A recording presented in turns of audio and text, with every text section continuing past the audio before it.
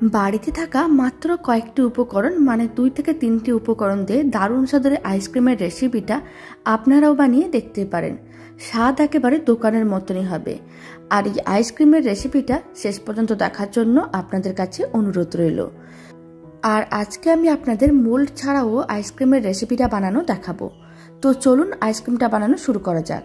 নমস্কার, আমি রুমি, আপনাদের সবাইকে আবারও একটা দারুণ স্বাদের রেসিপিতে স্বাগত। প্রথমে একটা কড়াই নিয়েছি, ফ্লেমটা কিন্তু অফ আছে। এবার কড়াইয়ের মধ্যে দিয়ে দিলাম মেজারিং কাপের 1 কাপ গুঁড়ো দুধ। এখানে প্রায় 150 গ্রাম গুঁড়ো দুধ আছে।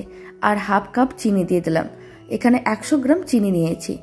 আর আমি দিয়ে দিচ্ছি চা চামচে 2 চামচ কর্নফ্লাওয়ার। কর্নফ্লাওয়ার এর থেকে বেশি দেওয়া যাবে না। আর আমি দিয়ে দিচ্ছি ওই কাপের 3 কাপ জল।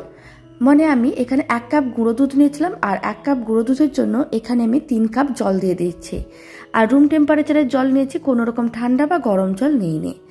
এখন সমস্ত উপকরণগুলোকে খুব ভালো করে একসঙ্গে মিশিয়ে নিতে হবে, যাতে কোনো রকমের দলা না পাকিয়ে যায়। এখানে কর্নফ্লাওয়ার ও গুঁড়ো দুধটাকে খুব ভালো করে মেশাতে হবে। সমস্ত কিছু ভালো করে মেশানো হয়ে গেছে, ফ্লেমটা অন করে দিয়েছি। এবার মিডিয়াম ফ্লেমে এইভাবে প্রায় 7 থেকে 8 মিনিট রান্না করে নিতে হবে, মানে মিশ্রণটাকে ঘন করতে হবে। প্রায় 8 মিনিট রান্না করে নিয়েছিলাম। আপনারা দেখুন মিশ্রণটা বেশ ঘন হয়ে গেছে। এর থেকে বেশি ঘন করার দরকার নেই, ফ্লেমটা অফ করে দিতে হবে। তারপর মিশ্রণটাকে পুরোপুরি ঠান্ডা করে নিতে হবে। ঠান্ডা করে নেওয়ার পরে মিশ্রণটাকে এরকমই আমি আইসক্রিমের মোল্ডের মধ্যে দিয়ে দিয়েছি। আর এখানে আমি কোনো রকম ফ্লেভার দিইনি, তবে আপনারা আপনাদের পছন্দ মতন আইসক্রিমের মধ্যে যে কোনো ফ্লেভার দিতে পারেন। তারপরে অ্যালুমিনিয়াম ফয়েল নিতে হবে আর খুব ভালো করে কভার করে নিতে হবে। যদি আপনারা আইসক্রিম মোল্ডের মধ্যে আইসক্রিমগুলো রেডি করেন, তাহলে আইসক্রিমের কিন্তু ঢাকনাও থাকে, তাহলে ওই ঢাকনাগুলো দিলে হয়ে যাবে। আর নাহলে এইভাবে অ্যালুমিনিয়াম ফয়েল দিয়ে কভার করে ওপরে এইভাবে একটু কাট করে নিতে হবে। আর আইসক্রিমের স্টিকগুলো দিয়ে দিতে হবে। এখন আমি আপনাদের মোল্ড ছাড়া বানানো দেখাবো।